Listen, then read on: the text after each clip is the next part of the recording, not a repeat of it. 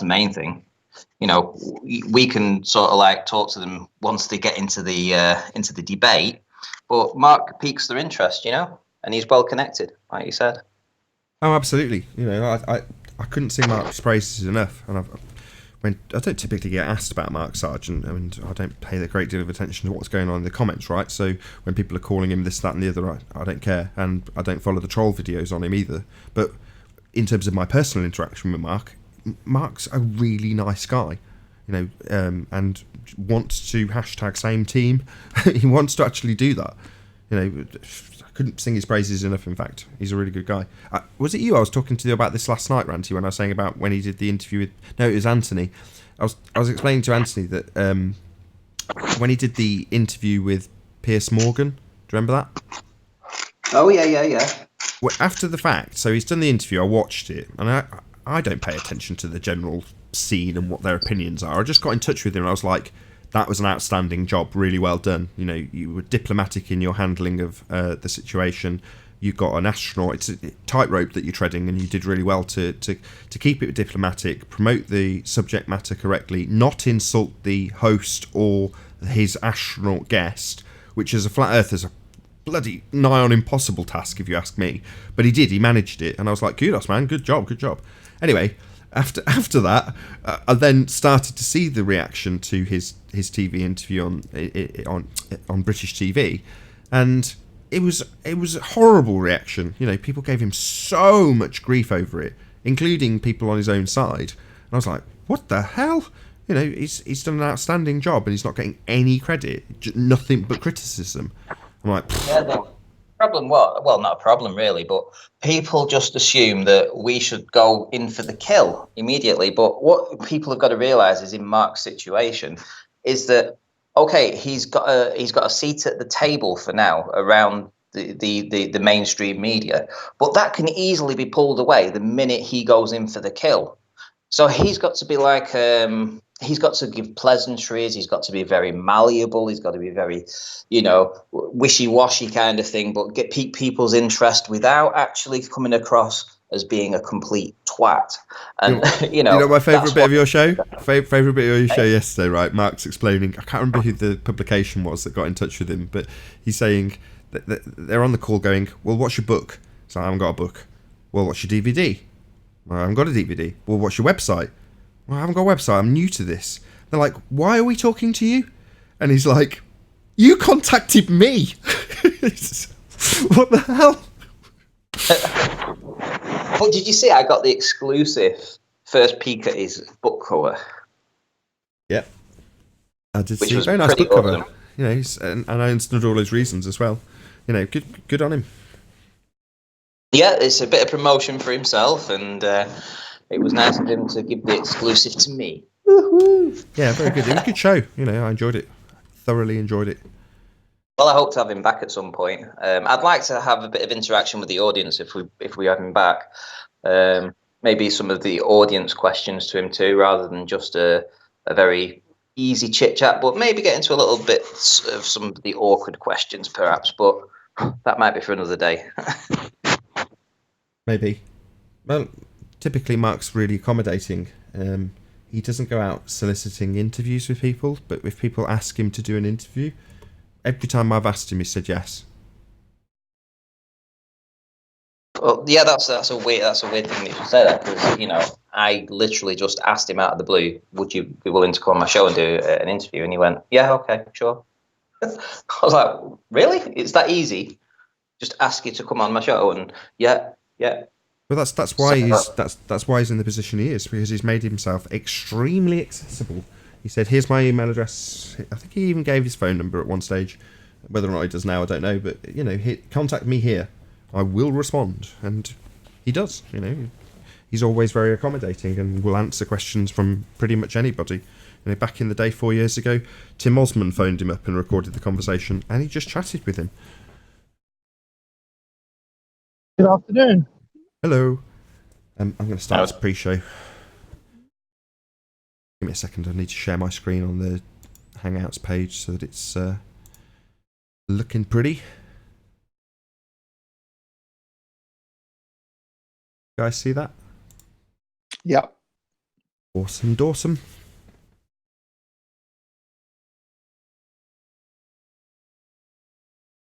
Oh, what a day! What a lovely day!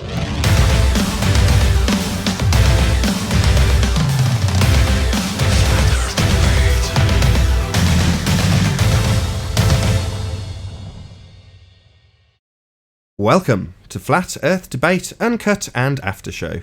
I'm your host, Nathan Oakley, and if you are new to this channel, or you've not done so already, then be sure to subscribe and hit the bell notification icon to keep up to date with the Flat Earth Debate. If you'd like to support this channel, there is a super chat that runs alongside each of these shows while they premiere. There's also a PayPal, Patreon and crypto link in the info box below the video. Now, we're currently joined by a few people in Google Plus Hangouts on air, but while I've got the audiences here, I'm going to shout out all of the people who support me on Patreon. So a massive shout out to Alistair, Billy Highvolt. Is that a new one? No, burn fat till my stomach is as flat as the earth. Chow Young Cat, Dank, David Wayne Foster, Edwin Johnson, massive shout out to you, Felix Hung, Fireball X, God Rockin', Jaronism, Kirsten Smith, Life is Short, Matt, Michael, Page, Qatar Craig, Reinhardt, Renee, Sam Hine, Sweet Equity, Texas Mike, theflatearthchannel.com and Tina Baker. Massive thank you to all of you for supporting me on Patreon. Hello Ranty, hello Flatzoid, hello 10th Man. Hello, hello. Hello. Hello. Oh, it's chocolate. Is that, I thought that was Chocolate's microphone kicking in, but it's actually Ranty on the sandpaper. Yeah, I'll need to remember to keep muting one sec. It's okay. This is the pre-show, man. Anything roll, you can just roll however. Do it on the live show, and you will be killed. Let's get into Discord. So are you sure I can do it on this channel? You can do it on this channel. Yeah, I'm not fussed. This is the laid back part of the show where I disappear to get coffee and people Hello, sending. good afternoon. Hello, Flatzoid. Can you not hear us? Clearly can't hear us. Is 10th Man still here? Yeah, I'm here. Can you see if you can say hello, Flatzoid? Just see if it's just me Hey, can't hear. hey, Flatzoid, can you hear us? Can you talk back? Flatzoid. No, he can't hear us. Yeah, I just heard him. You're coming in and out. Oh, I see. You went to get 80 grade sandpaper to match Ranty. We're going to have a band going on here. I can't seem to find the bit I'm supposed to log into on Discord. A bit that says live stream. Hey, yesterday, that was a surprise. I thought Quantum Eraser's live shows were Tuesday and Thursday.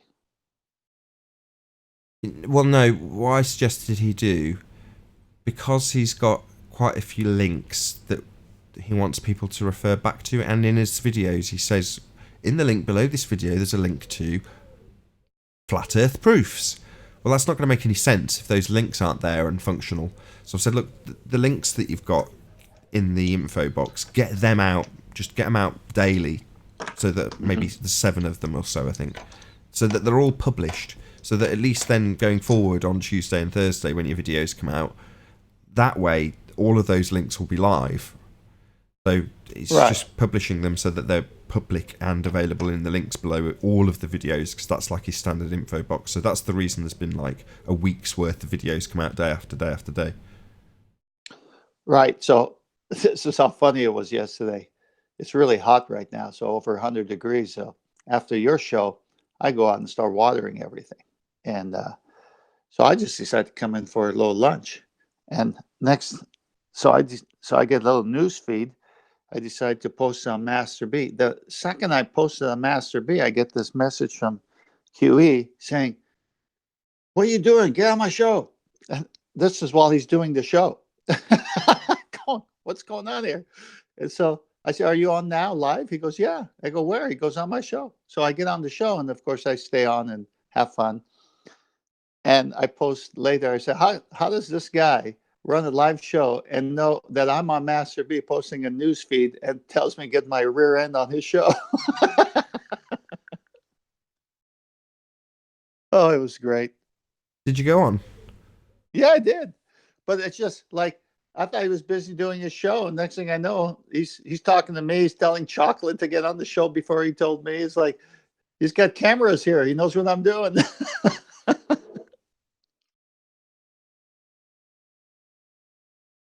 I'm struggling here to find the page I go into on Discord.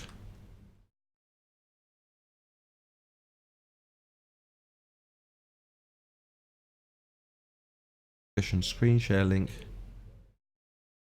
No, I can't see it. There used to be a box with live stream. Of course, Anthony's not here to ask. You're not on Discord then, because you can't find it. No, I just can't find it in my list. Did the screen shrink or being covered by something? No, nothing like that. It's massive. Missing. The list has normally got a where it says live stream in capitals. Might have to refresh. I've just done that.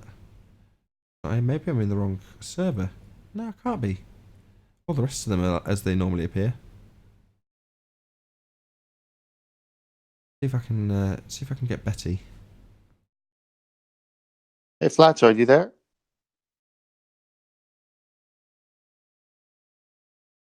Yep, sorry, I'm staying with quiet. That's all right. Just seeing if you're live and we can hear you.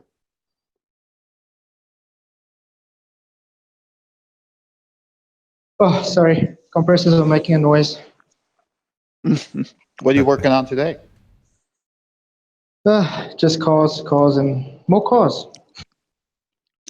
Well, get a roll on. That was on the 24/7 stream for a while now before the show. First time. It's quite interesting. What's the 24/7? I've heard of it before. It's a Discord server. A separate channel, I take it. Yeah. Who gets on that? I think Chocolate was there. Spurs was in there this morning. Oh, hopefully he can join. Maybe he can join us and watch your video and keep his promise. Oh, no, he's always avoiding me on that. I try to talk to him in there, and instead it got to, where's my 11 frames kind of thing, you know? Yeah. Have you joined Betty? No, she's not. That if you take all the water out and you still have pressure, he'll give up the whole argument. He's done. He won't talk about it anymore. That's what he said. Remember? Yep, but he's not. So. And then you put up the video on Monday, and you showed it to him. Yeah, he's just. Has he responded at all? No, he's just ignoring it flat out. So. All right. Well, we need to remind him. Yeah, I'll just take it as cognitive dissonance. That's all. No, we just need to remind him because he keeps coming back and talking about it after saying, if someone could show me this, I'm satisfied. I won't talk about it anymore. Yeah, but he's adamant that he's correct. Even on the 24/7, he was talking about it again, saying all the evidence and proof he's providing. Well, if you find the timestamp, you can play the timestamp of him saying that. And then, that's a good idea, Ranty. Ranty. I got to go find the show to do it, but everyone knows he said it, but then I should have it ready just in case he denies it. So good point. Yay, I found it. It was highlighted. It was under a drop down. The live streaming lowercase has got Bullbusters live chat, live -stream, and capitalized live stream, which is where Righteous Force is right now. So I found it. I'm in. Got Discord. Everything's Hello, hunting. So he's on server. Okay, I'm just gonna. Sorry, go on. I'm just gonna be a bit quiet for like 2 minutes. Okay. Let's get an invite out so that when the live show goes on, people can actually join. Rocking and rolling as it should be. Right. Usable for 1 day. Create new link. There we go. That's how long it lasts? 24 hours? That's what I was asked to do by the server owner. Okay. Well, Didn't if you hit an old didn't- link, you got yesterday's show, I think. Say again? If you don't put a new link, it works like normal links from what I've experienced. If it's the day before older link and you hit on it, but the show's on the different link, it's not going to get you anywhere. Yeah, so the first thing I do each day is change the Discord link, but obviously we were having a quite good conversation, so I wanted that to get be dedicated to air. So I've started Discord server second, but it just means that I'm now going, why doesn't it work? But there we go. So the Discord link's now new in the chat, so when we do go live, people can join. Wait, so I cut it in on a good conversation? No. I was trying to get into the server, and I just couldn't figure out how, because I'd unchecked a drop-down menu that had live stream in it. But I just couldn't figure out why that was. But now I figured it out. I'm in, and hello, good to have you, Righteous Force. Good to have it there. Oh, you're in both. You're in Google Plus, and I see you. Yeah. It's because when I'm in... Right, because you were on server mute in Discord, so I was like, well, you're not going to know how happy I am that I'm here. But now you've joined the Hangout, you do. Hooray! I've got Discord working. Well, it sounds better in the Google Hangouts. Yeah, it shouldn't. I think all your audio mixes goes through on Hangout and not on Discord. I'll check the settings now. User settings, audio and video. Input device.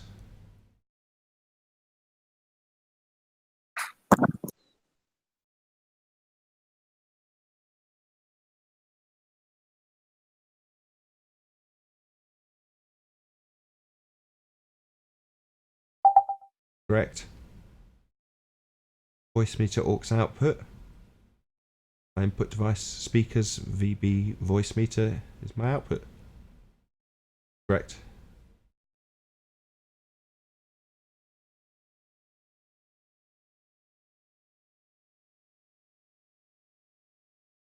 I don't know why. The Discord server should have the best sound. Really? Mm-hmm. Alright. Well, something came up. I'm not going to be able to stick around. I guess I'll see you guys later. Okay. All right, see you, Cheers. Righteous. Cheers, man. See you Later. later. Hopefully be graced with Sleeping Warriors company as well when the live show starts. Certainly when we were talking to him earlier, he was like, yeah, I'll nip off and do what I've got to do so I can get back for 2. So we might get to see Sleeping Warrior. Well, that was a really good show yesterday when Ranty presented their 10 FE counterpoints, and we went through them. Yeah, we were talking about that this morning. I mean, obviously we've given them a cursory glance, and don't know if you want to do the update about Bob the Science Guy, Ranty, as you told me. Hello, yeah. Dean came on yesterday and he was telling me that Bob the Science Guy now has these questions, and what he's going to do is he's going to go through each one and he's going to write them in a way. I suppose it's going to be a way that's going to be really difficult for flat earthers to answer. So essentially he's going to have 10 questions, or this is the Globe Earth, 10 main questions as why they don't believe that flat earth is credible.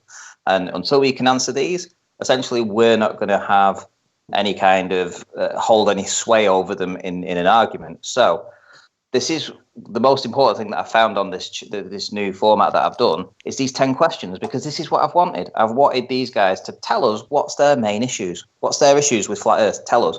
We've got them now. We've got 10 new questions.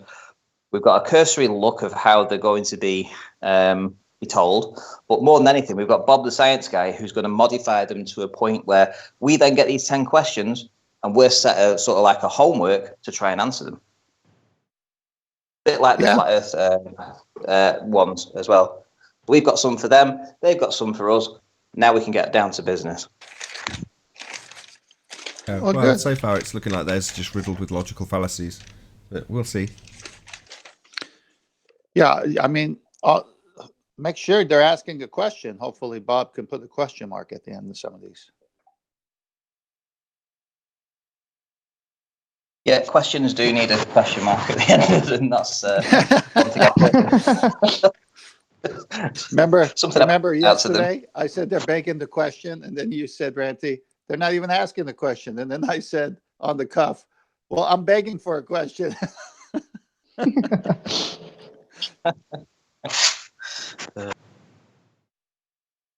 Well, Don, who's proven to be so disingenuous, I don't even care having him on the show personally, just because he just trolls like with an attitude.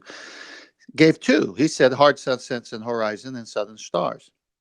Those were his 2. And then the minute we go to answer those 2 for him, he doesn't want to hear the answer. So hopefully Bob and these guys with their 10 won't be doing the same.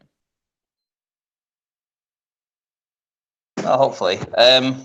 Also, with the you mentioned the rumpus there. Did you mention the rumpus? I think you did.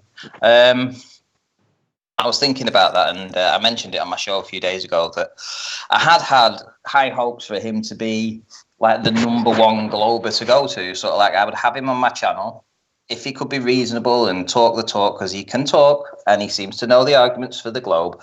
I thought he would be good to bring in. He would be the guy that I could do the after shows with, etc., etc. I was giving him a chance basically, because it felt like on like this show, for instance, Nathan's show, and even on Jose's, he gets talked down and told to shut up by literally everybody. So I gave him an opportunity, and he pissed it in my face, and he still acted like a petulant child. So he's done now. He had his opportunity. Have you found someone to replace him yet? Somebody's been in touch with me. I'm supposed to give him a telephone call tonight. They live in Australia. He said, I'll be your sidekick, and but they don't have a channel, so I don't know how that's going to fare, what's going to go down. What are you offering? No, I'm no Glober, remember? You need a Glober. Yes, I do. I do need a Glober. So if there's a reasonable Glober out there, somebody that I can have a chat with, someone we can have a laugh with, someone that's laid back, somebody that wants to get into this debate but not literally have a hernia every time they fucking talk, just be normal. A normal person to have a normal conversation with. I'm a normal person. I just want a normal person to be on the other side of the fence. And then we can bring in guests and we can talk about it. You can always try Kosho. Who? Kosho, I think he said. Kosho. You can always try him. He sounds like a reasonable Glober. I think so. Okay, well, if anyone's got Kosho's information, how I can get a hold of him, or he can get a hold of me, that'd be ace. Just clarify if you were being sarcastic, please, Flatsoid. Yeah, of course I am. What Glober is anyway? You might not know who Kosho is. That's okay. No. Fair enough. Like I said, I just want a normal, reasonable person to come in that believes in the Globe, that has a good understanding of the Globe model, that can debate it, that can put forth a decent argument without having a hissy fit. That's simple. For a reasonable and calm, normal, fundamentalist religious zealot. Okay, let's see how you go. Yeah, exactly. Yeah. I'm struggling, but I'm hopeful. Later, still searching. I wish you luck in your quest. The demarcation line For the Holy Glober. The demarcation line, what? I said the clear, at least from what I'm viewing and cataloging in my mind between all the arguments, between all the Globers, if you're a true Glober and you come on this show or any show and they ask say the housekeeping questions or just a reasonable question, you should normally respond like a normal human being. But the Globers that come on, they're like at a different pivot point. They pretend they listen to the question that debunks the Globe, and then they beg the question and never really answer the actual question, and then they get hostile. So it's like everyone else that I've ever talked to that's a Glober, and when I present one or two of the housekeeping questions, there isn't this stiff up a neck, their neck, and they get all volatile, or they say, wow, that's interesting. I never thought about that way. They're this way. Whereas these guys are coming to defend the ball, and they won't even concede 1 point. They're not even here to concede. They're going to die for their Globe, even if it takes a sword on their stomach. It doesn't matter to them. There was a point yesterday. Sleeping Warrior came in and he was talking with Dean on question 2. So he'd wanted to challenge Dean on question 2 the day before or a couple of days before, and Rumpus had basically forced his hand to leave because he wouldn't shut up.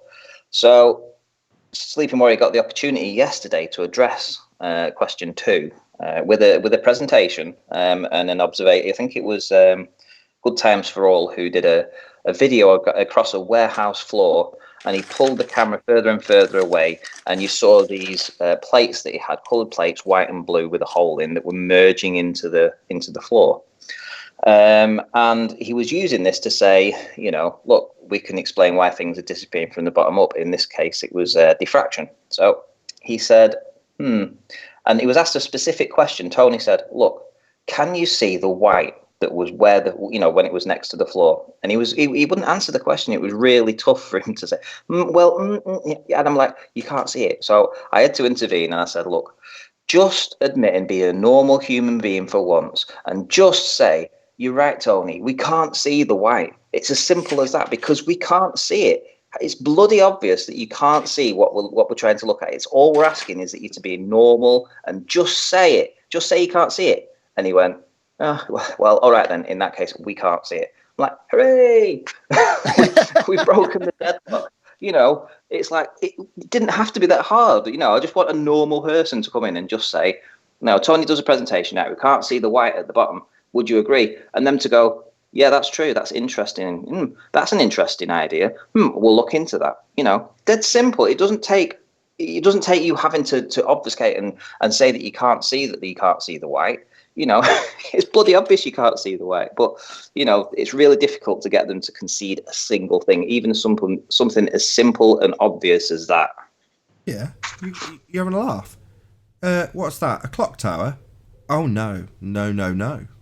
That's not a clock tower. It's a slightly looming non-standard refraction heighting a holographic projection of a clock tower from beyond Earth's curve being refracted up at 7/6 of the begging the question R value so that it falls in line with the Earth looking completely flat. But no, you're not seeing a clock tower. It's a holographic representation of a clock tower.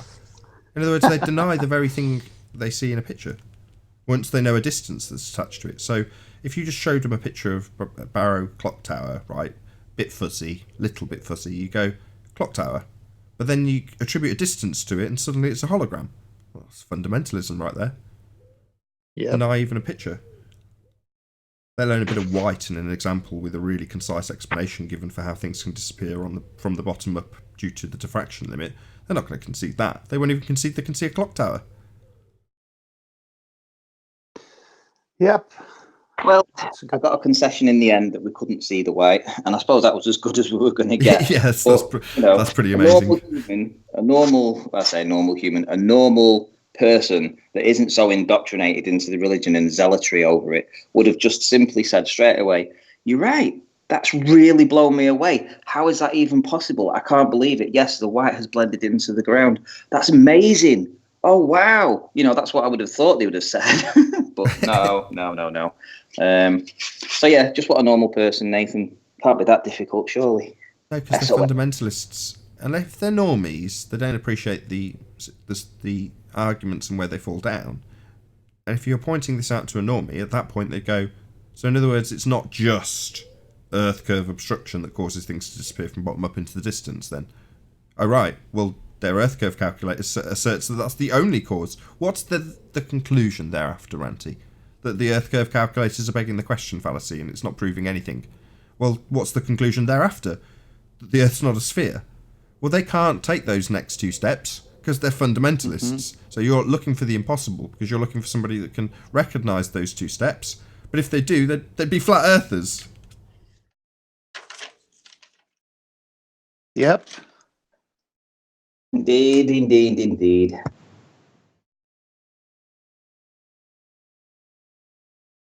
Like I say, I wish you every success finding your reasonable fundamentalist. You never know. Stranger things have happened. That's it true. Might just happen. That's true. Ranty SOS. Ranty SOS. Hope. What's the term? Hope springs eternal. Well, they won't stay that way long. That's for sure. if they are reasonable. Yeah, if they exactly, that's my point. If they were reasonable, they'd have to concede the position when it's been demonstrated and argued for, and every point that they've put up to counter has been smashed into the ground. At that point, a reasonable man goes, "Yeah, you're right." They don't. And They then they're start not at the beginning globers and call anymore. you a stupid idiot. But that's a good thing, you see. If I get somebody in that is a reasonable average glober that comes in, discusses these things, sees the flaws, sees the logic behind what we're talking about, and then ultimately might convert to being a flat earther, that's great, because then he'll be a flat earther, and then I'll put another SOS out for another glober to come in. And then they can be the person that has to go through this transformation, you know? Indeed. As I say, I wish you every success in finding that man. Most people want to come to that quiet contemplation away from other people. Your idea to televise that transition from from sphere paradigm to actual reality of a flat plane, maybe you'll get one. You keep putting that line out. What's your bait? It's like the Truman Show. But it'll be the ranty show as I transform a glober into a flat earther. Woohoo! Exactly. Then he'll have two people sandpapering while the show's going on.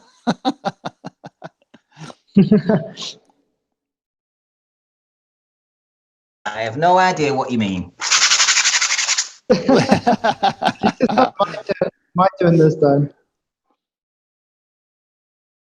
Yeah, even with people who aren't as hostile as some of the people that come on and deny the obvious that we present to them, I've ran into so-called normies that hit that cognitive dissonance, and you could see their eyes twirling in their head, and then they just say, no, that can't be. And then they, for whatever reason, play dumb. And I said, wait a minute, if you say this and I show you this, then what you said can't be true, right? I mean, you just said it.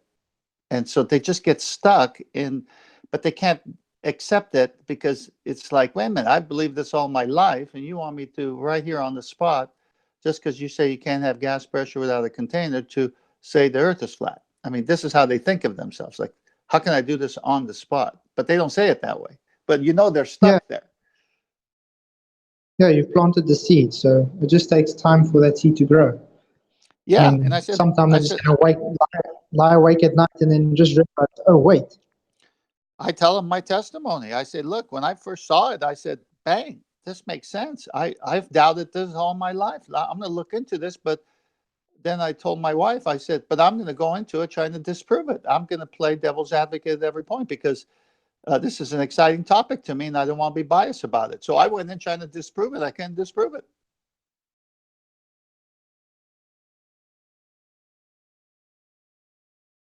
Awesome. Yep, and look where we are today. Yeah. I mean, just water poured in any container, the container shapes it and it's level on top unless you're moving it around. And then I look at a lake, look at the ocean. What, water behaves like Bruce Lee. Water! Yeah, like water behaves different there than in what I'm doing? Or does water behave the same?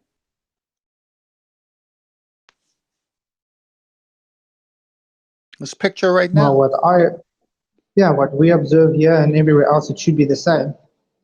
I mean, I don't think it would change just because of location. Yeah.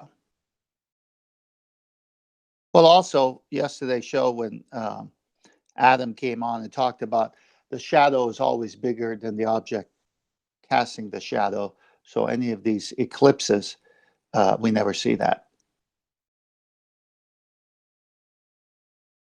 Yeah, well, I still can't figure out how do they get an umbra and all that. I've never managed to do it with a source light before. They get it because they need to make it up to get it because it doesn't happen in reality.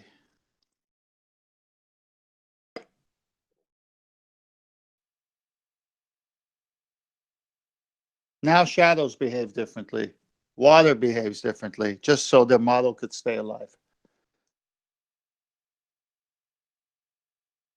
Yeah, pseudo-scientists don't mind making up a few natural laws that don't exist just to justify their reification of their model. No issue, right? If you're a fraud, what's being a bit more fraudulent? It's not going to concern you at all, right? Yeah, like the sidereal, if that's noon in North America now, which it's not, but if it was, 6 months from now, I'm on the other side of the sun if I'm orbiting the sun, and it should be midnight. So they say, how do we fix this? Oh, sidereal. There's a 4-minute something that happens so that I'm actually facing the sun 6 months from now. Give me a break. If it turns once every 24 hours, it turns once every 24 hours. Yeah, the thing is they keep changing the model to support reality instead of having reality support the reality supporting the model. Yeah. So they make the model reality. In the meantime, it's just a model. It's not reality. Yeah, they keep they can't tinker with reality, so they tinker with their model until it's it's an umbra, it's a numbra, it's a sidereal, it's a hyena holographic projection from beyond the curve. Slightly looming, non-standard refraction hyena holographic projection. Love it. When assuming R. Oh, speaking of that, when you say 7/6R, can you go into that? Is that how do they use that, and what does that actually mean? 7/6R is the mathematics for terrestrial refraction. But they're saying that light bends around the Earth at 7/6 of the presupposed radius value. It's just their bullshit, pulled out their ass, made up mathematics that assumes the radius that they're trying to prove when they assume the radius in the mathematics. So you've got an assumption of R in mathematics, begging the question, proof of nothing, perspective hijacking mathematics. Well, they take that and add to it with another begging the question fallacy, terrestrial refraction, which also assumes the R value within the mathematics for the curve calculation in the first instance. Make sense? So what they also do is 7/6R is just standard terrestrial refraction. So if you have greater than normal refraction, in other words, if you're seeing an awful lot further than you should, you can essentially increase that to 8/6 or 4/3 of the radius of the Earth. And then obviously it's incremental after that. So to see complete flat, I don't, ridiculous. I don't see how you would be able to get radius anyway, because the atmosphere actually magnifies things. So how are you going to actually work out by just looking they don't. What it is? No, they don't. That's the trick. It's arbitrary. It's an arbitrary application of 7/6 for slightly looming non-standard refraction hyena, or 8/6 for extreme looming non-standard extreme looming refraction hyena, right? Or you've got what would you have next? 9/6, right? 9/6 for super looming refraction hyena holographic projections from beyond Earth's curve. But the number that's attached is arbitrary and assuming its outcome. It's assuming R. When they're using this in demonstrations to prove R, right? This picture proves the Earth is a sphere because the mathematics, when assuming R, giving you the radius, and the begging the question proof of nothing mathematics, don't match up. Well, no, we will arbitrarily apply a further begging the question, terrestrial refraction at 7/6R for slightly looming. Well, that brings it back in line with our reification fallacy, so it proves Earth's a sphere. No, it's a begging the question fallacy with another one strapped on top called terrestrial refraction.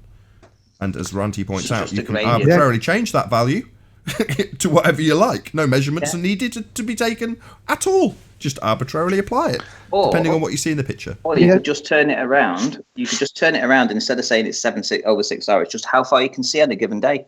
So literally, you could just apply the same things, which is on a more less humid day with a bit of sunshine out and very calm weather. You can see a lot further. Well, suddenly it's 8/6R. But essentially, you might as well just turn around and say it's a weather forecast. Well, 8/6R is saying that how much that you shouldn't see when you do the standard geometry, excluding their arbitrary application of terrestrial refraction, there should be some missing. But we see the bit that's missing, so the bit that's missing isn't really there, it's being bent around the curve. Whereas what Ranty's saying is you could just say it's a bit clearer of a day. That's the reality, right? Oh, it's a bit clearer today, we can see a bit further. Right, they say no, not seeing further, being bent further up from beyond the curve that we reify when we assume R. And if you can see more than the model says that you can see, then we apply 7/6R. And if you can see all of it, we'll just manipulate the maths till it's flat. That's what they do. So they're taking the so-called R value, the close to 24,900 mile radius of the Earth, and then when they have a problem, they stretch it a bit. That's circumference. Oh, Yeah, they just change it again. yeah, they just change it, right? Based on that. Yeah, but circumference, it is not. It's the from the outside to the centre. That's the radius. Yeah, you work out the circumference from the radius. Yeah, it's derived. So they've taken the path of the sun, which gives them a circumference.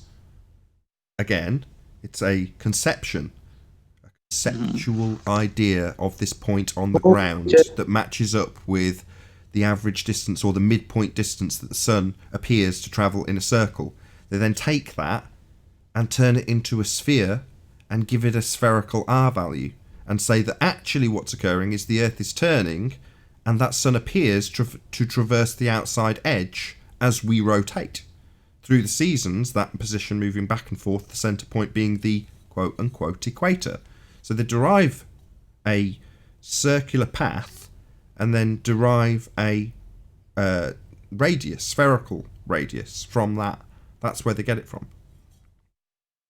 Okay, so now where do they get the 7/6R? One thing for on mute. I'm going to go on mute for like 15 minutes. I'll just let's get this out there. If we just turn it around and just say, so it's a weather report then. So whenever they say 7/6R terrestrial refraction, we just say, no, it's just a weather report. We see further on a given day. Yeah, because 7/6R is telling you how much it's been loomed up. We just have to say it's a weather report. No, what you mean is it's a weather report. Well, no, we can just say we see it. See very calm water. No. I've got to get you in, Ranty. No, it's just we see it. There's no need to justify just seeing something. So you're saying, all right, we'll see the bit more of the bottom, the white bit, right? Well, okay, you see a bit more of the bottom. Well, that's all that you need to say. I can see this much of the clock tower, for example. No explanations required. But because it shouldn't be seen on their model, they have to explain why they can see it, and they claim it's looming with 7/6R. To answer 10th man, well, where do they get 7/6 from? They just conjure it. They're not taking measurements of anything. It's arbitrary. They just apply it because the picture doesn't match their model. And then they tell you that it's being loomed. So they don't even try to match it to the radius of the Earth. They just make it up. They just arbitrarily apply a refraction value that brings it back in line with how much is visible on their model, or the lack thereof. So if something's missing on their model, i.e. the model predicts that you shouldn't see something because Earth's got in the way and it's over the curve, but then lo and behold we do see it, well, what do we say? Well, I say clock tower. That's the end of my explanation. Not, because it's a clear day. I just see a picture of a clock tower and go clock tower. No explanation is required. Literally none. But they need to explain why you can see a clock tower when it shouldn't be seen in their model. Now, as far as that argument's concerned, well, I don't care what your model says. We don't live on a model. I see a clock tower. End of explanation. Non-required. There it is. I see it. No need for me to justify me seeing a clock tower. But they do, because they reify a model with an R value that says it shouldn't be there. So they have to get into explaining how it's loomed up in a hologram. But we don't have to do that. No need to do any of that. Yeah, well, my new video I'm working on has got to do with that.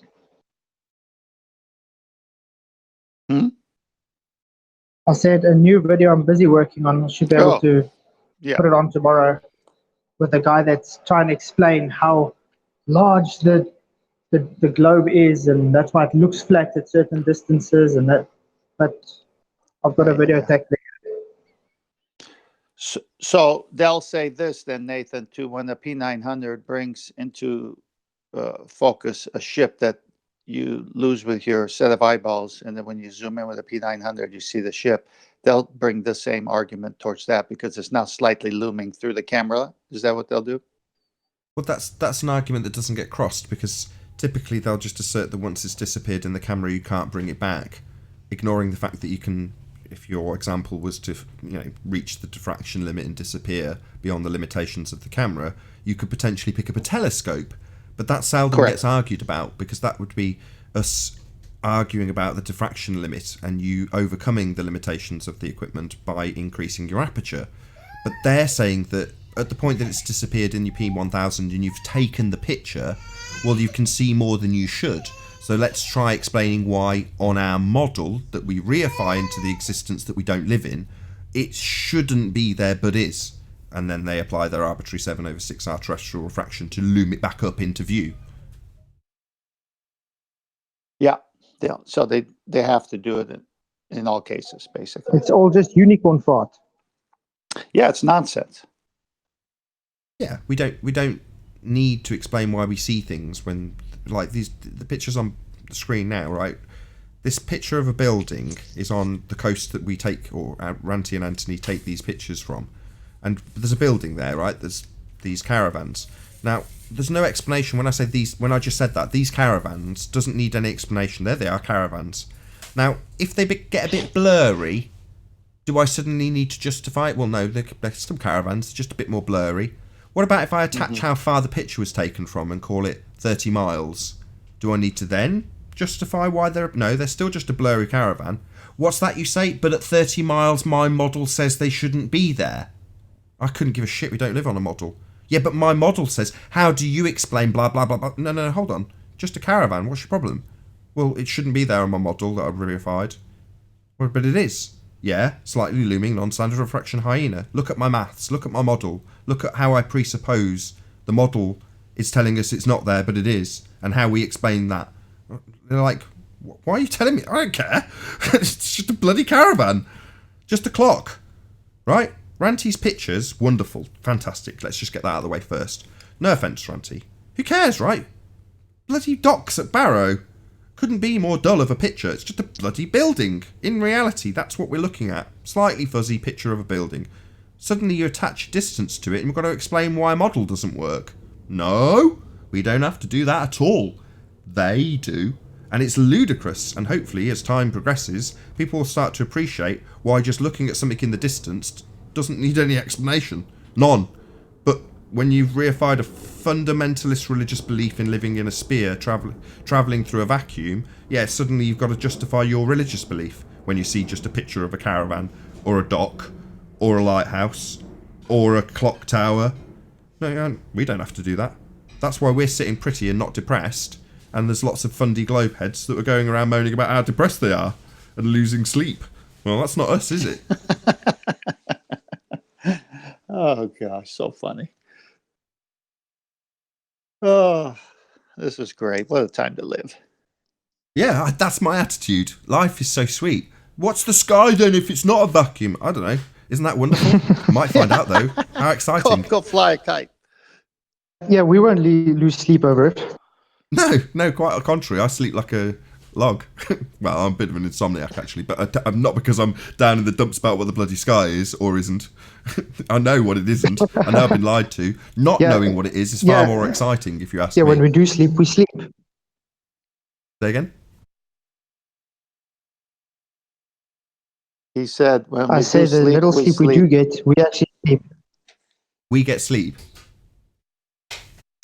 Yeah, he's saying that flat earthers, when they sleep, they get good sleep because they're not worried about anything. Yeah, I'm not too concerned about finding out what the vacuum of the sky has been replaced with, now that turns out to be total nonsense. It's not something that I lose any sleep over. I do look up, like right now, out my window and go, wow, amazing. What is it?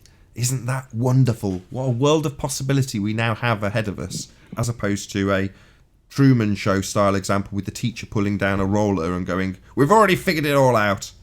No need for you to concern yourself with it. Well, now I might choose to concern myself with what the sky is. Might find out one day. I might. But I'm not going to be told by fundy zealots who believe they are on a sphere travelling through a vacuum what the sky is anymore. Nor will I suspend my disbelief yesterday when I watched Guardians of the Galaxy 2. I see them landing on a different world and just think, yeah, they called the Americas the New World, didn't they? And they travelled outwards to get there. And these new worlds, despite the fact they show a CGI spaceship coming from the sky at the beginning of the scene, it just could be somewhere else that we don't know about, out there, towards the horizon. Definitely not up towards the sky. So that bit I just have to erase from the suspension of disbelief when watching that garbage, which it was a crap movie. Well, I still enjoy Star Wars.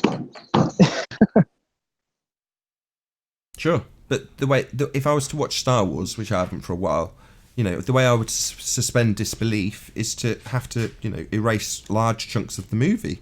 In other words, when they're having a battle in the sky vacuum, that don't wash with me anymore. I cannot suspend disbelief in that regard. But when they're heading off to a different quote-unquote planet, I think, well, in the same way as the new worlds were discovered in our recent history, how true that is, I don't know.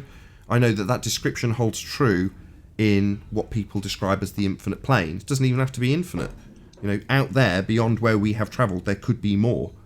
I don't know that there's an ice wall, as we're asserted to have. That might not be true. I don't know that it is true. There's no evidence to suggest that it is, as far as I'm concerned. But what could be the case when suspending disbelief and watching a movie is that there's planes beyond where we have travelled, but they're not up. They're out. Yep. That's what I say. I just enjoy it, but yeah, I still find myself, oh, that's impossible. Oh, no, but I still enjoyed it at least. Yeah, but you're looking at it as entertainment where you shut down and just get entertained. You're not saying, oh, this describes my reality. Yeah. I tune into my imagination station, I could say. Yeah, I mean, that's why we, as kids, we watch cartoons. The cartoons are the same way, but a kid knows a cartoon at a certain age. It's just a cartoon, but these adults don't know that their globe model is a cartoon. Yeah, and as a result... Yeah, they're too conditioned. Sorry. As a result, most audience members, when watching a space-based fiction, or science fiction as they're termed, will be capable of suspending disbelief. So this is something I learned about in college. So you will alienate your audience if it's the connection between you and the audience and what's happening isn't there. So if you haven't got a plausible connection between what's going on that you know is a play or a television program and your actual reality, if that connection isn't strong enough, you distance yourself, or the performers have alienated the audience from the interaction or the suspension of disbelief. Now that is the case for me now when watching Star Wars. I can't suspend disbelief enough because it's too detached from my reality. Things don't come from the sky. That does not happen. We don't experience that beyond air travel in a very low proximity where we can physically see the thing. We don't have spaceships coming in and out of a sky vacuum. So when we just don't. So I previously believed it because that was part of my paradigm when I was on a sphere flying through a vacuum also. The idea that the lights in the sky called Jupiter or Saturn or whatever are planets, and therefore man in spaceship on television is travelling to one of the lights in the sky I associate as being rocks and places we can go. I can suspend disbelief that the farcical bit with the space battles could take place. Now I look at the blue sky and go, all of this section is nonsense. So I completely shut down my imagination station, as you called it, I think. And I can't, you switch off. I did it last night in watching Guardians of the Galaxy 2. You're no longer engaged with the entertainment medium. And that's precisely what's happened to me. I can't engage with it. Yeah, it's just not the same anymore. That's what you're trying to say. Yeah, it's not the same anymore because, and specifically the bit that's not the same is my ability to suspend disbelief has been pushed beyond its limits now that I know that the sky is not a vacuum. Yeah, it's like... let's put it this way. Sorry, you can go. Yeah, I was going to say, it's like you're talking to someone who has lied to you on multiple occasions, and he's looking for a new conversation, but you know he's lied to you every time he's talked to you, so you're not going to trust them whatsoever. So now you're watching these space movies in the same manner. Of Yeah, you're much more critical. course, it's a big lie. I mean, it's a small part. It's sold as entertainment, but for the normies that we all were at one time, it was building up towards the bigger lie. Just like I post all the newspaper articles on asteroids hitting Earth and the black holes and all this. It's a little bit, but when you add it all up, it's this conditioning that they keep you out there in this false reality. Yeah, you have to have indoctrination daily. Exactly. Otherwise, how's it going to stay alive? Yeah, exactly. I And mean, so if the you have movies, to so the movies you have- come out to support it. yeah, I mean, if you have to tell a lie enough times, you're going to start believing it yourself. Yeah.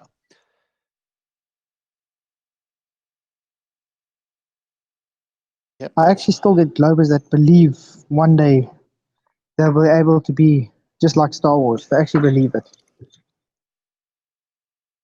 Yeah. Well, they live in this fantasy world.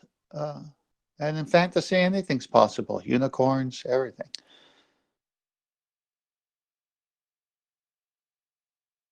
Yeah, well, I got an equation for invisible unicorns.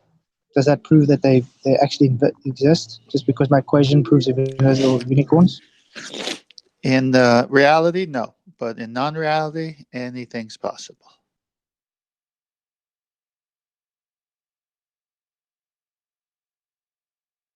Yeah, just invent a medium, space-time, and then you can make up any old crap that happens in it, and justify it mathematically, and people will believe that that's true when you reify that concept and tell them that they live there. You don't. Just don't forget to say it's a theory. Don't forget the what? To say it's a theory, because if they think it's a theory, they think it's just fact. Yeah, that's the magic, though, isn't it? So you've got pseudo-scientists that don't adhere to a method that gives you an empirical result, saying the word science and then telling you about their theories. Well, in scientific vernacular, a theory is the net result of multiple adherences to the scientific method. Lots of empirical data being offered up for you to give an overall explanation based on that empirical data that you've gathered through experimentation. That's a scientific theory. It's based on cause and effect reasoning being established through systematic experimentation. That's a theory when you're talking in the context of science. So when you have Neil deGrasse Tyson, who proclaims to be a scientist, he's not. He's an astrophysicist pseudoscientist, not adhering to that method, declares that he's got a bloody theory, or talks about Einstein. Well, those people are using the vernacular to convince people that they've established empirical data when they haven't. They're talking about it colloquially. And that's part of the magic trick, having these meanings of words that double up when useful to the people who control the world. They say theory, and they teach you in school that in the context of science, that theory is specific and means a collection of empirical data, giving rise to an explanation. No, they don't tell you that. They just use it colloquially and have the pseudo-scientists tell you that they're scientists. So, Ranty and I had this... Go on. So when Neil deGrasse talked about the Earth rotation, Coriolis, and the uprights in the American football field goal was made by the Earth rotating just precisely at the last whatever. He never called that a theory. No, I'm not saying he did. That's not necessarily the example. No. What I'm saying is he stood by that. That's a fact, right? That's not. I mean. Oh yeah, the bullshit assertion of Coriolis will just be asserted from authority. He knows what he's talking about, so therefore just accept what he says. That's a slightly different. I'm not talking about that particular hijacking of. That's sort of more social hierarchical rather than a hijacking of the empirical method and the terminology when they say science, and they're actually pseudoscience. I just want to get. Sorry, Flat. Sorry, just want to get this one point in before we go live. We'll go live any minute, but I just want to get this in. So. Ranty and I discussed this earlier, right? And he was talking about certain aspects of light versus certain aspects of heliocentrism. And I'm saying, when you look into the two, one has got zero scientific validity that you could even attempt to replicate, heliocentrism, and the other does. It's got a long established history with plenty of scientific inquiry that has progressed over time that you can repeat or challenge if you think that their hypothesis was incorrect, even though it's got many, many examples of people who have repeated the experimentation. But if you still don't believe it, then you can repeat it. That's the whole idea of the method. But heliocentrism doesn't have that. The discoveries in regards to light does. And quantum mechanics, the same principle applies. So even though I'm not performing any of this experimentation, but when I see on one side of the argument there isn't any to even validate, you get to step one and you don't have a phenomena, you're like, well, there's no point in double checking any of their so-called experiments because they aren't. What's the point? Anyway. Yeah, good point. Let's get the show on the road. Yeah, let's go live. Yeah, indeed you do.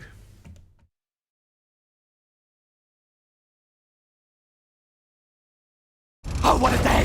What a lovely day!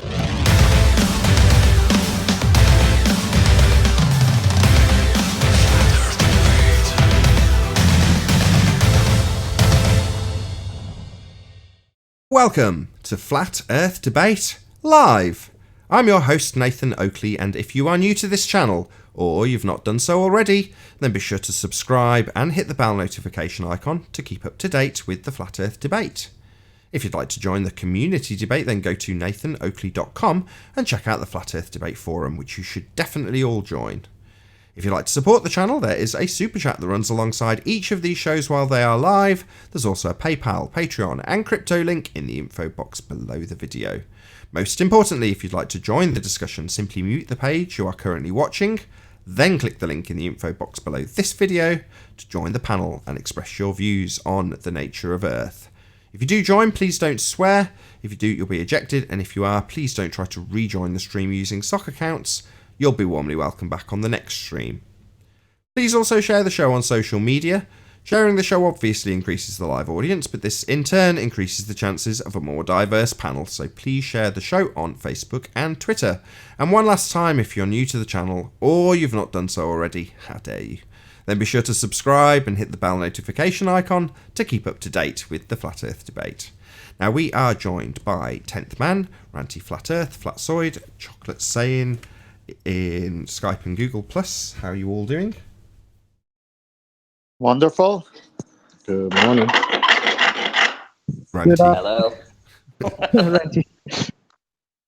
And it's got a whole bunch of people whose names are far too small to read in Discord, so I don't know if anybody's in there. Probably there's nobody in there. There's no Righteous Force today, is there? So I'll have to unmute people. Hold on a second. If you're in the Discord server, I'll unmute you. Hello, Dawn. Hello.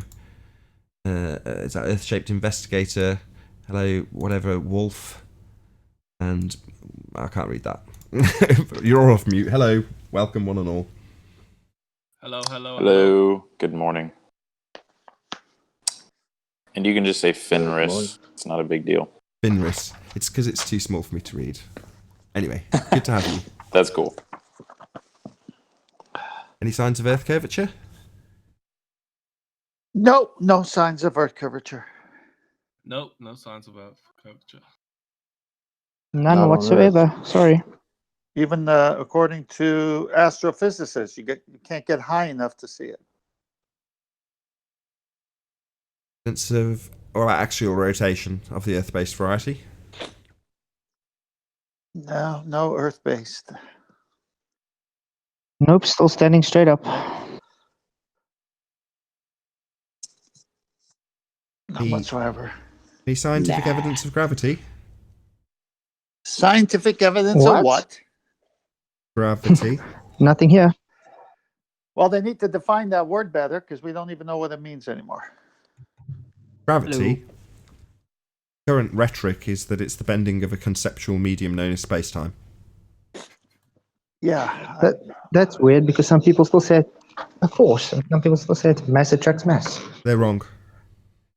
How do This you- comes how from do the you word bend time? gravitas. Just comes from gravitas, which just means weight. So the current Einsteinian bullshit replaced the Newtonian bullshit. Yep. Whatever. Doesn't mean the Newtonian bullshit is any more or less credible than the Einsteinian bullshit. They're both bullshit. But ultimately speaking, the current bullshit is Einsteinian bullshit. Just so everyone's And clear. it's just a thought experiment. Yeah, it's a bending of a concept that Einstein came up with, just dreamed up. And then you bend that concept that's conceptual, it's not real. And when bending it, you give rise to a non-force called gravity. So it's just a load of old nonsense that is in no way applicable to our actual world. It's just a bending of a conceptual medium giving rise to a non-force force that you can think of as a force, but it's not a force. There you go. So now all they But maybe it's like the Matrix, right? Because when he told them there is no spoon, and you realize it's not the spoon that bends, it's just yourself. Well, maybe that's what space-time is. It's not space-time bending, it's just yourself. Could be. Or it could be the conceptual medium of space-time bending to give rise to a non-force force that you can think of as a force called gravity. Wow, makes a lot of sense. It doesn't. Yeah, that too. It doesn't make any sense. It's not applicable in the slightest to our world. We don't live with 4 dimensions. It isn't where we live. We're not in a reification of Einstein's concepts. So, no, it's not really of any concern to us. This nonsense that they call gravity isn't really scientific validity of anything. It's just a story of a conceptual medium being bent, giving rise to a non-force force that you can think of as a force, but isn't a force. Yeah, it's just a belief. Well, they have to call the effect something, so they call it that. Yeah, but what's the cause? Well, It's the bending of they a don't want conceptual it to- medium. I thought we just covered that. Yeah, but some of these people act like the effect didn't happen before they gave it a name. That's the funny part to me. So, any evidence of the R value, Earth radius? No. There ought to be none here. If it was there, it'd be plain to see. The evidence Thank you, of Arwen. gas pressure existing without the necessary antecedent of a container to press upon. This is an easy one. Nope, still waiting for demonstration of otherwise.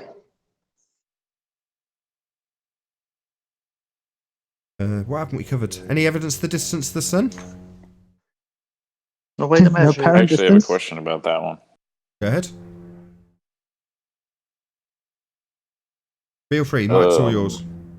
What about? I haven't gotten to the chapter yet, but in Zetetic Astronomy, it talks about plane trigonometry being some kind of proof for that. Does anyone know anything about that? Oh yeah. Go ahead, Arwin. Feel free. Right, yeah, it's a trigonometry trick.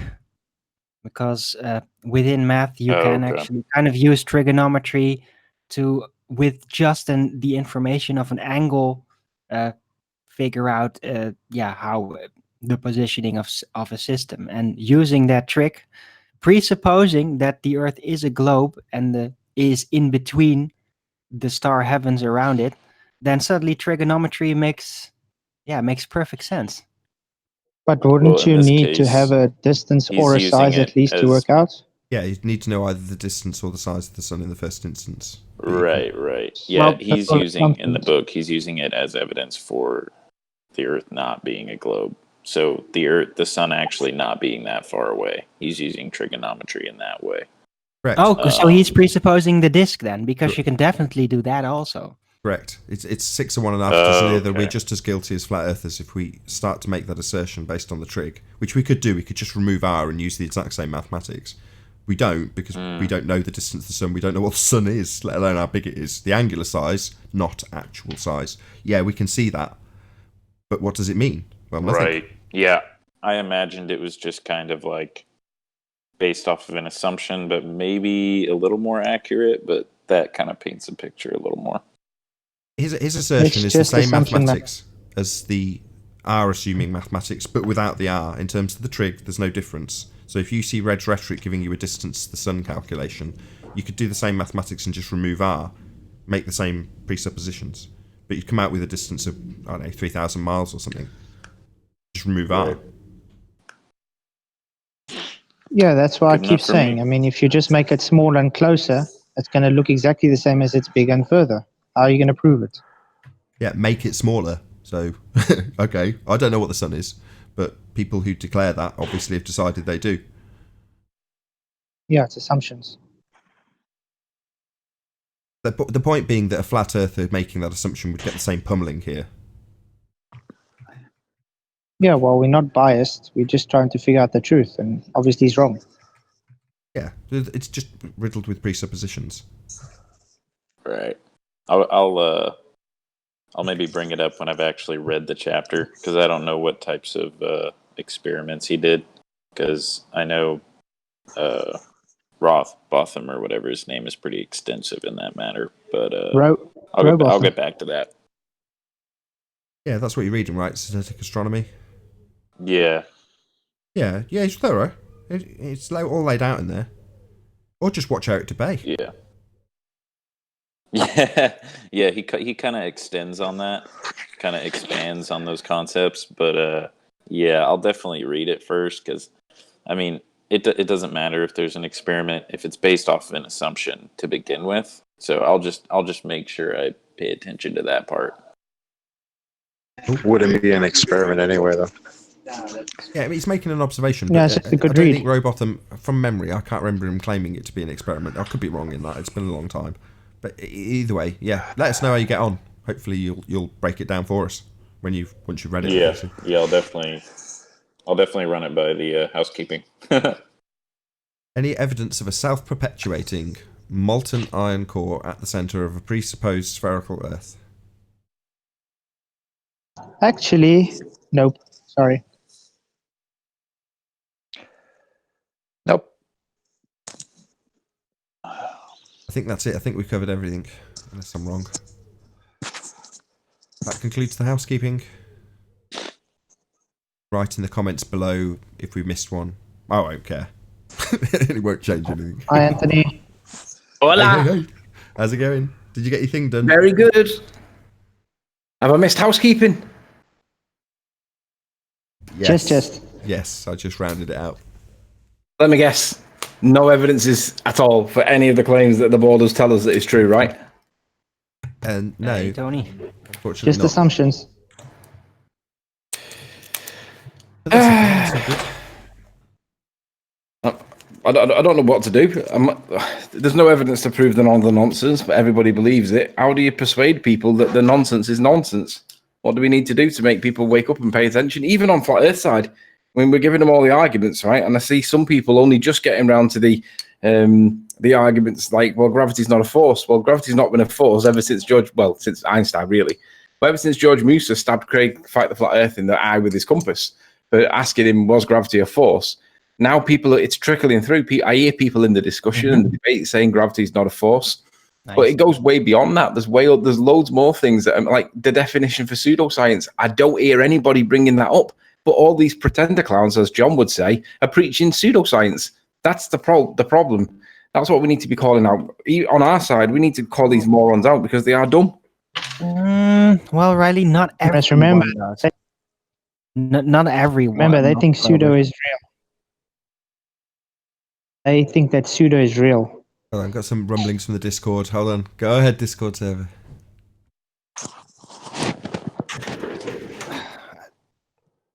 If I may, ahead, I'm Franti. just banned from talking here. Okay, thanks. So as Riley was saying, I personally don't think that every single baller is still claiming science, because I think that thanks to the flat earth debates in the last year or two, they've all been warned about it. So they're not, the ballers in general are not so eager to claim science anymore. It's mostly the noobs that still do that are fresh out of school. Nah, the new claim now is science doesn't prove things. That's right. the new claim. Well, that's their new mind trick. They're just they're working out they their have whole no science. They have no science for their goal. They have no experiments. Yeah, they're building on their book of Sith. Yeah, they say you don't need a course. Yeah, they just use a just so story instead. Yeah, they don't want us to use a course. Did Arwen just say they're building on their book of Sith as the Star Wars character? Yeah, they're no, but they are. Hey, don't hate on the dark Sith. tricks. Be with you. Yeah, it doesn't matter whether the Force is with them or not. The thing is that in their actual arguments in our discussions, They're all focusing on mind tricks, on trying to a red herring. They're all getting graduations from red herring salesmen and all that, and they're all just using literal mock-up trickery now to just to gaslight somebody or confuse them to break their train of thought. And that's their focus. That's where they progress. That is where they have the actual progression. While their arguments are they're just clinching at straws. 3 years ago. Can please finish a freaking sentence? What's wrong with you guys? Sorry, Owen. I'm done. Oh, really? What the hell, man? Great comeback, Arwen. Well, that's Arwen using his sixth sense. I think what you're saying is more in line with the Don't Jedi, to tempt be honest. me. Like in elite, unchallenged order. I mean, like in the Sith, the apprentice eventually kills the master and takes over. But in the Jedi, they're just allowed to exist forever. And they're like an elite, like upper class of intellectuals. So the Jedi is more in line with that. Just saying. Yeah, like Obi-Wan Kenobi. That's not the Jedi at all. No, they're like knights. I don't know about that.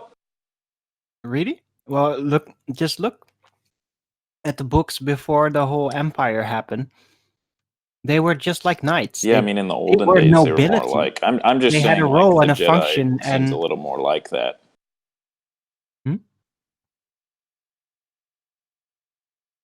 What?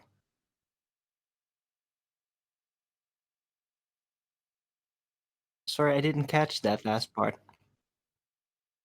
I was just saying that Jedi are a little more like that. People treat Einstein more like they treat Yoda than, anyone treats Darth Vader.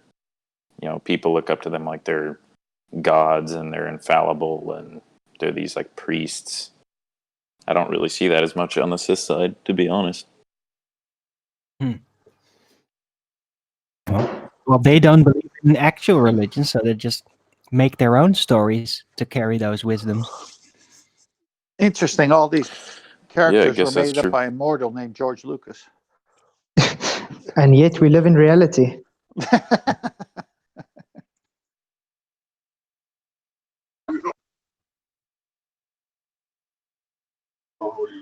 May the Schwartz be with you all. Yeah, just be careful not to get it entangled. What, the Schwartz? Yeah, don't you remember? Not the Schwartz. Come on. When's the last time you've seen the movie? It's been a while. Remember Can't the lie. final showdown? They get entangled. Of course, with Lone Star and Darth Helmet. Of course.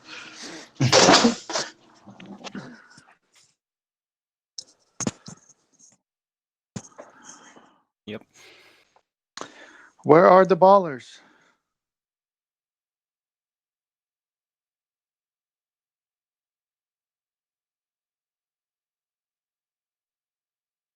Maybe they're holding a seance trying to gather up some proof. They're waiting for the show to end so they can talk. I'm not a baller, obviously, but I've got one question. How come I noticed the past year or so, or at least this year, the NASA thing, they don't even really try to defend that anymore. I think they used to fight for it a bit harder, but with the NASA thing, they just sort of like, I don't know, they don't seem to be putting that much effort into defending that anymore. You see, if they defend it, then they give us a foot to stand and prove them wrong. So I think they'd rather just totally ignore and go on.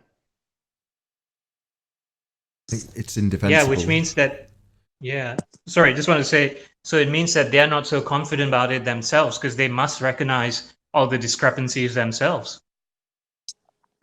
Exactly. That's why they keep getting new information like the moon is all of a sudden in Earth's atmosphere, because they know if they're going to fight against something, then they're just opening a door to show they're wrong. Or it's instructions from on high. Don't debate NASA. Don't drag them into it wherever possible. Leave them well alone. Well, when you can watch Hollywood movies about space and they don't show or expose harnesses or wires, and then when you go to NASA, who's supposed to be in space, and they show harnesses and wires, I can see why they're not talking about it. Isn't that why they use people like Neil deGrasse Tyson and co? They don't even like Neil deGrasse Tyson. They've thrown him all under the bus. That's what I mean. Yeah. So rather than it would be like me getting Arwin to go and argue one of my arguments for me, so that if he gets it wrong for whatever reason, we can just kick Arwin off. What I mean is that how about the other way NASA. around? What I mean is it protects NASA if he gets caught out too much, too obvious, or too easy by one of us lot. I mean, can you imagine if Neil deGrasse Tyson ended up in a ring with one, like even like someone, and I mean this with love, like, but someone like Mark Sargent, who's like he's not confrontational or critical at all. He'd get mullered. Mark Sargent would batter him. Yeah, you have a point there. Yeah, you would imagine that the astronauts, they'd be dragging every single astronaut that's alive out, right? And they'd be talking about how space is and what they did. But yeah, instead we've got physicists, not the people that have been to space, that they should be parading those people every single day, all of them that are still alive. But yeah, instead we have the physicists and the National Geographic and all that, and previously so-called Stephen Hawking. I'll say it again. I grew up during the space age, with the Apollo missions and all this. And astronauts looked a whole lot different back then than these characters who pretend to be astronauts today. I look at the astronauts of old when they were trying to sell us that they were going into space, really. And then I look at these people, they're actors. They're not in shape. They don't even look intelligent. And they say stupid things and play with dolls and dress up as gorillas. That's really kind of funny now that you mention it, because I've been watching The Big Bang Theory for a while now, and they do talk a lot about astronauts, and there is one of the guys is an astronaut, and they're really putting it down like it's a sad, tough life. They even make a joke out of it at some point where the guy that was an astronaut is constantly bragging about it, and then they say, look, this is Buzz Aldrin. And they show Buzz Aldrin like being really desperately trying to get attention, like, oh yeah, I was to the moon. Like he was depressed about it. And then that was the joke. So they're putting something out there, this image. And it's very different from before. It was interesting. Yeah, they're trying to make a new light on how. The whole thing is directed at children, and if we as adults had it overtly put upon us, as opposed to made it seem like it's not that important and we shouldn't be paying too much attention to it. I remember the Simpsons episode where they showed the TV. You got Bart and Homer sat watching the TV, and suddenly a report comes on about the latest mission launch, and they jump over the sofa and they're fighting to get the batteries back into the remote control so they can change the channel because it's so boring. And they're like, on today's mission we have a mathematician, another mathematician, and a statistician. And they're like, oh god, this is so dull. In other words, they're brainwashing you through Simpsons to believe that, oh, NASA's so boring. And the same applies to Big Bang. Oh, isn't it? They're so boring and depressed and can't get any attention. That create the impression that you shouldn't be looking at it. In other words, nothing to see here.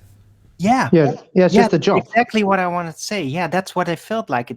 Like at the same time, it's really cool, but in reality, it's actually really depressing. So it's discouraging people from wanting to become an astronaut. That's what they did. Or look into space and realize that it's a second law of thermodynamics violation. You can't have a sky vacuum. But in the same time, and then in the meantime, you have these fake astronauts on the fake ISS doing interviews with kids in their khakis, traveling at 17,500 miles per hour. So don't forget the bubbles. It's supposed to be very important, but at the same time, it's very not. Don't forget the bubble bath in space. Bubbles and people almost drowning in space. I'm What? like, damn. Did you say a bubble bath in space? Yeah, they're having That bubble sounds baths in extremely space. tricky.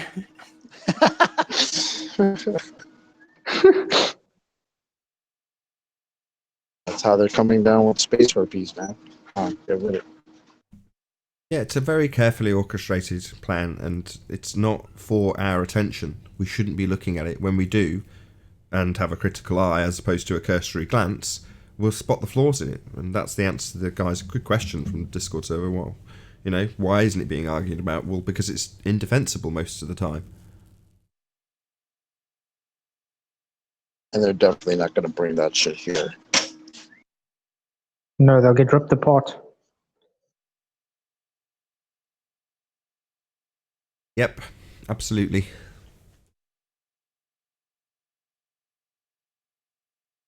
I need to give a good shout So out. what else they got?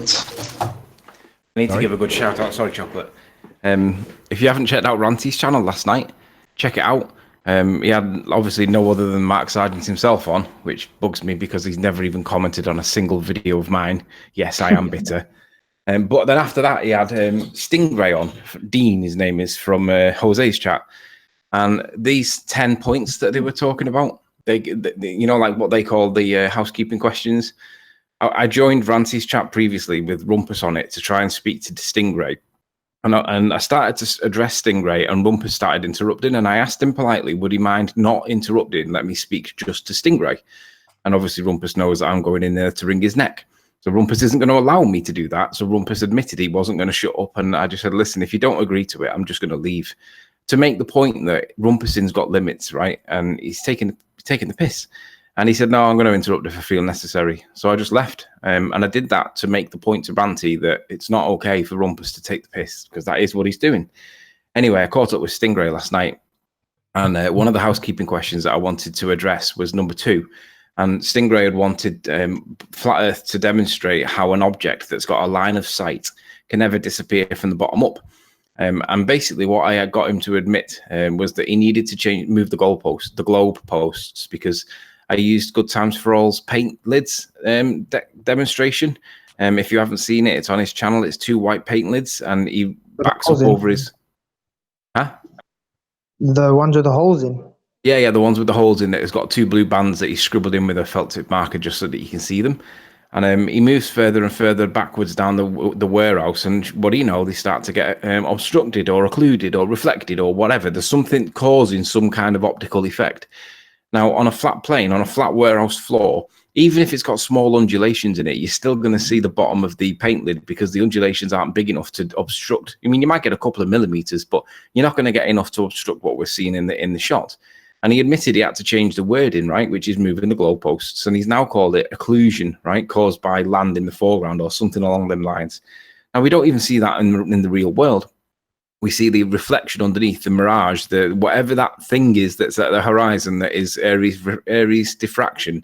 That's how we see the world. That is through the eyes of the observer. And he doesn't accept that that's obstruction for the purposes of his number 2. And I'm like, yeah, it absolutely is. It's satisfying your request that we can demonstrate. And this is what started it all. It was all Good Times for All. And then from there, we had the angle of attack. But yeah, Stingray last night, if you haven't checked it out, just watch how he gets decimated, because he just won't accept that things get obstructed on a flat plane. He won't accept it. Shout out to Paul Hall, who says the beach still has a flat horizon. Thank you very much for your support, Paul. Really appreciate it.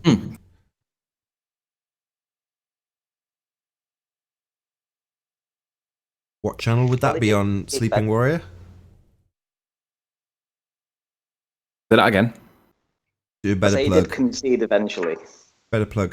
Where would people see that in that discussion with Stingray? That was on the channel. Okay, so that was my last Warrior. The pennies dropped. Everyone wants to plug it. That was on the channel called Sleeping Warrior. No, it wasn't. It was on Ranty Flat Earth. I'm joking.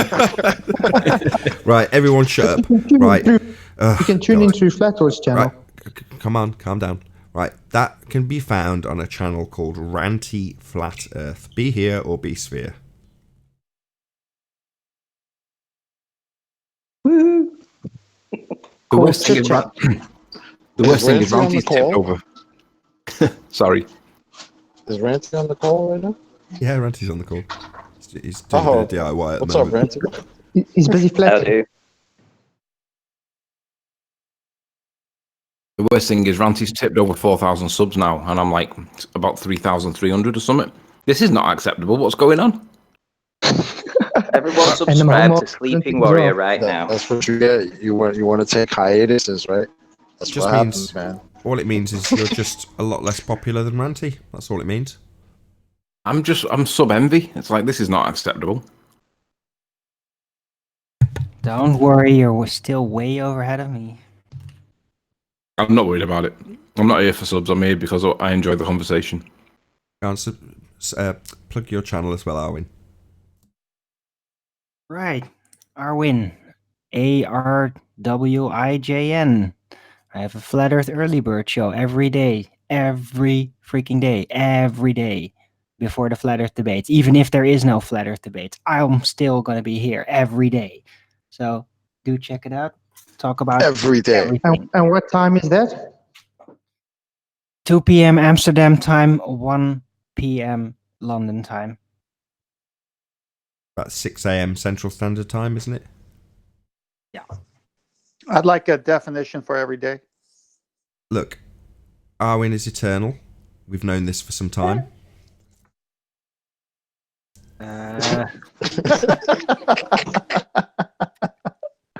Thought we discussed not talking about this anymore. Oh, sorry, my bad.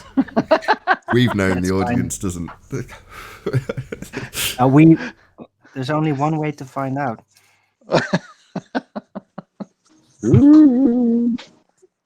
Yeah. Must be that good diet. Well, in 8 years, I'll look around who's still alive, and then when you see me, you're like, "What the hell? Why do you still look like the same?"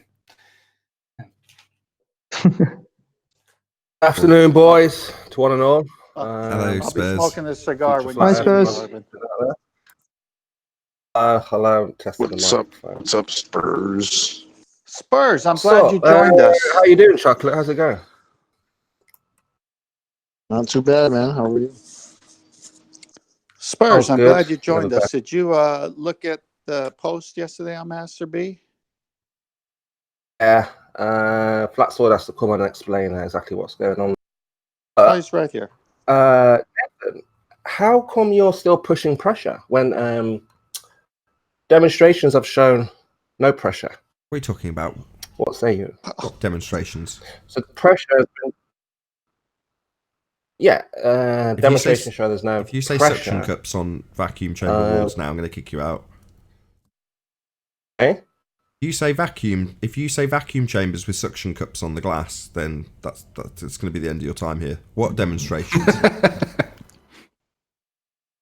Of pressure. Saying, why do we still believe like pressure is a belief in pressure when there's been demonstrations? With a demonstration of pressure. Just hang on, Nathan. All are welcome, and Spurs has got his views on the shape of the Earth. You can't kick him out for being on topic. It isn't on the nature of Earth. Yeah, it is. It's just bullshit. Here it is. You can't kick him out for being on topic. Justice for You can Spurs. just kick him out whenever you want because it's your show. That's true, but yes, you're right, unfortunately, Anthony, bastard. Go ahead, Spurs. Tell us how pressure's not real. Sorry. Well, look, if it's a religious belief and you don't want to talk about your religion, I don't mind. I don't want to attack anyone for their beliefs. You see? So I don't want you to kick me out over your belief, right? No, it's a religion. It's not a religion. Just don't rise to it. Too much time spent in the company of ballers. I'll put that down to you. Carry on. Okay, so I can ask again then. So demonstrations of no pressure being a cause, electrical statics not a cause, and all these variables. So why is it that you still believe in pressure? Because it's real. Cause of what? It's real. Why would you not believe it? What pops a balloon if it's not pressure? Let's start based Blah on blah blah what's- blah. 10-minute story. So, Blah blah just blah. to no concisely embryo. get his claim, your claim is gas pressure's not real, correct? Gas pressure, you need a container for gas pressure. Yeah. Yeah, it's real in a container. Obviously, we don't live in a container. Well, so your claim is... what's your claim, pressure. Spurs? What are you claiming here? That we don't have gas pressure? We have gas pressure in a man-made container. You didn't hear him but just now? He just said, obviously, we don't have a container. Is that what he said? In a container, there's gas pressure, but obviously outside the container, there's no gas pressure. Well, that would mean people were walking around with jam jars that had vacuums inside them. It's ludicrous. It violates second law of thermodynamics. That's not possible. Hang on a sec. I've just realised it's not possible also to take... Yeah. It's not possible is to take a measurement inside the container. Yeah, your demonstration yesterday. Your demonstration yesterday was a demonstration of someone with atmospheric pressure being removed. So you're now arguing that what they removed in your example wasn't pressure. Hang on. The container. I think I've just realised what Spurs is trying to say. Hold on, Anthony. They remove gas pressure in the container. That's right, Nathan. Yeah. Yes, that's correct. And it was the same as outside the container. They were both the same. Inside the container, outside the container, they both had the same pressure. And then when removing the container's pressure, there was a pressure differential. Higher on the outside, the pressure you're saying doesn't exist, than on the inside, having been removed. So your example yesterday pretty definitively shows that we do have atmospheric gas pressure. It was a very good, concise... I think it was 10th Man that pointed that out to you at the end of yesterday's show. Clearly wasn't paid attention to. Maybe you'd like to repeat your example, 10th Man, if you can remember your example. Can I point something out real quick? So like just before you do, just hold on. Just let 10th Man, because his valve example was summarised by... Go ahead, 10th Man. Why are you running away from this? Sure. Why are you running away from this? I'm not. Question? I'm saying it was addressed directly by 10th Man yesterday. And no, but I'm asking you, how do you measure outside of the container? Well, by producing... I just explained 2 seconds ago. I just explained 2 seconds ago. By the differential created in your own example. I've just explained it again more concisely. Let's see if he hand waves it and asks me again how I explain that we have gas pressure, when his example removed it and created a differential. Spurs, allow me. Let me just point out something that might be missed. I thought 10th Man was going to do his thing. Yeah, I was hoping for 10th Man. If Spurs speaks now, he's going to get kicked. So just shut up a minute, Spurs. Go ahead, Riley. Go ahead. Let me just point out what I think Spurs is saying. What he's saying is, we're told that we live in an open system, right? The gas pressure is able to somehow stick to the atmosphere, the Earth, without a force pulling it down, right? I think that's what he's pointing out. So what he's saying is, if we live in an open system and we can't have gas pressure, we can't have gas pressure on the Earth. I think he's trying to beg the question that we live on a sphere. Is that right, Spurs? It's flat plane, it's open system, and I'm asking you, how are you measuring Open. inside the container? Same way you measure system. Your suction cup. Hold on. Puts a gauge in the container, and then they have a pressure reading. Sorry, that's a violation of a law of nature.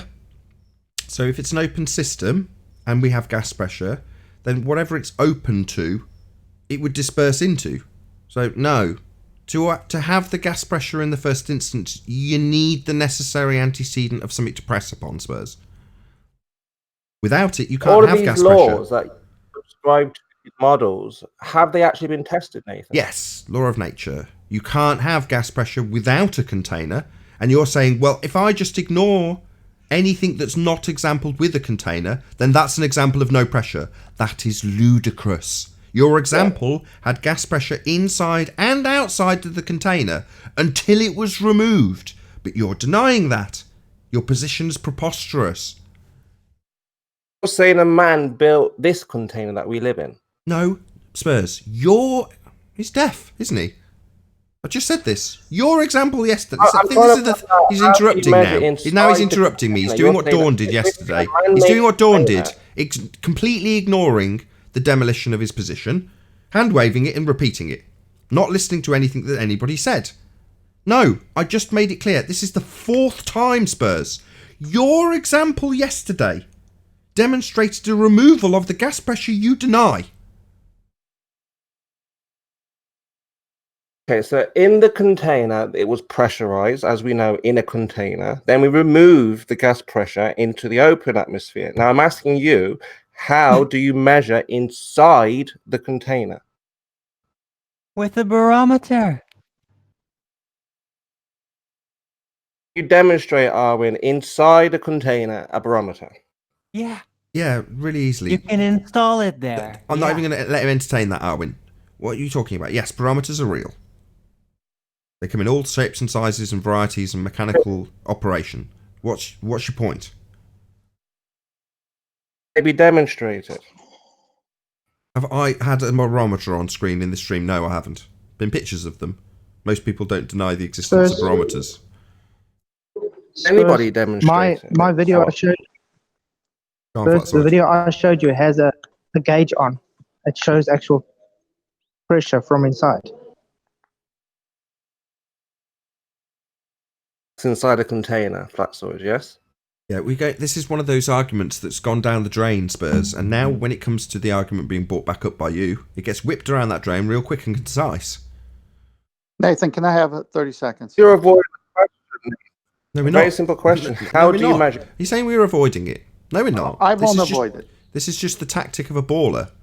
Yeah? I'm not saying you are a baller. I'm saying you spend too much time around them. And when we've directly addressed the question and you've hand-waved it, you've now levelled the accusation that we haven't addressed it. We have. Just 30 seconds. I understand what you're saying. You think outside yesterday's container was gas pressure, but he only measured with his gauge the inside of that container, not the outside. Yeah, and then he removed the pressure that was in there, didn't he? From the inside of the container. Yeah, so he didn't make measure any change. outside the container. There's a lid put on, and it's at the same pressure as the outside. Till he removes it, which is what you see on the gauge. Yeah, so there's pressure inside and outside until it's removed. That debunks your assertion. So there is pressure inside the container and also outside the container. In this specific example that you made. Just 30 seconds. Again, how do you know the pressure was outside of that container? How did you measure it? It was demonstrated by removing it. I've said this, what's the 6th time I've said it? And you've not addressed it or acknowledged it in any way. You just keep hand-waving it and asserting that I'm not addressing your question, which I absolutely am. You're just ignoring it. Why? I don't know. But 10th man, not you, Spurs. And then we'll now get to have a chop at it. Yes, I'm gonna go for the kill shot here. Spurs, I believe it was show 925. I'll confirm it.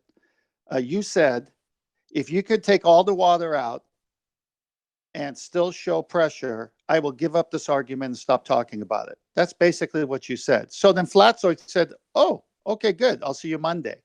And on Monday, the following Monday from that show, he put up his test, a short video. We still are waiting for you to concede because he removed all the water and there was still pressure. Will you concede? Have you watched the video?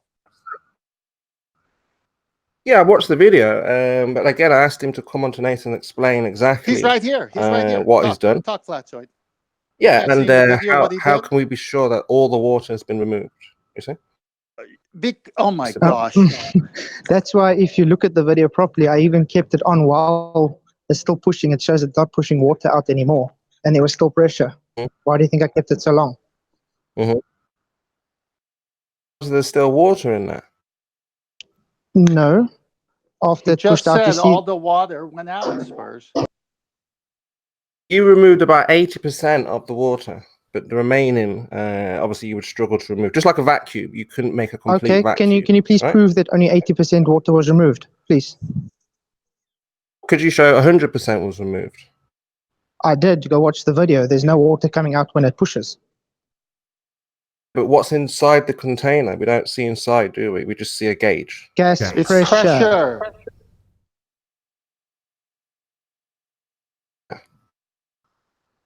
You'd have to show a clear container, obviously, and show that all of the water has been removed, not through Ask metal. again, Spurs, what was in the container? How would we know? Well, ask again. They've just given you an answer. There was a long pause, and yet again, you completely ignored it and asked a new question.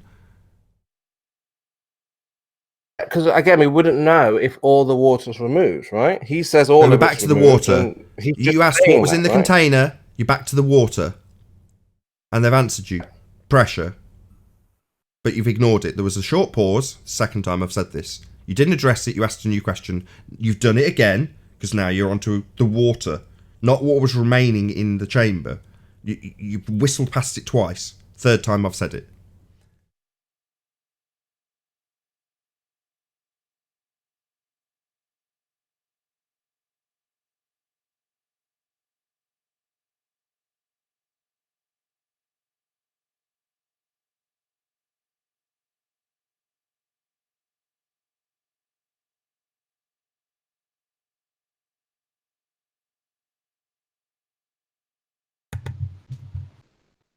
Hello? Yeah, don't let the moment pass, Arwin. Let the tension remain. Okay, I would just every time the silence is that silent and that long, it's just wonder if the Awkward, connection's just uncomfortable. breaking up. Yeah, awkward and uncomfortable. That's correct. The longer this awkward, uncomfortable silence for Spurs occurs, that's fine by me. But sometimes this is the only exception. Here we go. Go on, Spurs. Asking me a question or making a statement? Yeah, you asked a question. I asked you to repeat it. What remains in the chamber? The answer you got from two people simultaneously. I'd like that dialogue to repeat, and then maybe another third long pause while you contemplate it and then ignore it. Heads, Flatzoid. Ask your question. No. So you're going to ask permission from somebody who's directly telling you to address what has been stated after your question that's been answered. You're going to ask a new question for a third time. Third of the exact same obfuscation technique. Poor show, Spurs. Yeah, you've got you've got 10th man, and Flatzoid asking questions. No, Who you am I asked a answering? question. You, 10th No, man, you asked a question. I asked you to repeat it. You've refused. You won't. They gave you an answer. Then there was a long pause, wasn't there, Spurs? Fourth time. What was the question? What did I ask? You asked what remained in the chamber after the water is removed. So what was remained? We don't know that, do we? You're giving the answer and the question now, are you? Maybe you'd like to ask the question rather than give the answer for it this time. Fifth time. How would he know that all of the water has been removed? That's the same question you tried to obfuscate with the second time I said this. Sixth time. You got an answer and ignored it. Don't paraphrase and restate the question. Listen to the answer. Don't leave a pause and ask a new question. Acknowledge what they've replied with. Right, so what was the answer? First, if you watch the video, you can see I left it on long enough to show it's pushing just air out and no water. Should I do another one for you, just to show you in case? But in that air would be water. Because obviously there's water in the air. Round and round we go. No. This is an air dryer. Its whole purpose is to separate water and air. The whole purpose. So we have dry air coming through and wet air going out. Thank you. I mean, it does as much as it can. It's not going to completely dry, is it? That'd be impossible. It's completely dry. Otherwise, I'm going to have water droplets in my spray gun. Not water droplets. They'd be very minute, miniature. So not quite. Your device there is not obviously citation. Hold on. Spurs is making assertions. Hold on. Citation, please, Spurs. Please cite a source that backs your claim that when operating a dryer, water will remain. Cite a source, please. I assume that's what would happen. Don't assume. Cite a source. You made the claim.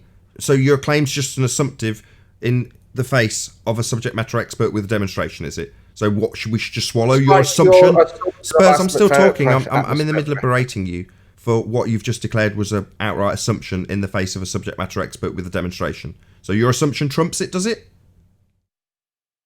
Unless he can show, without any shadow of any doubt, that all the water... Don't tell him what he needs to do. How would he do? You've just declared that your debunking of a subject matter expert's demonstration is an assumption. It's not going to fly. Again, how many times? It was 6 last time.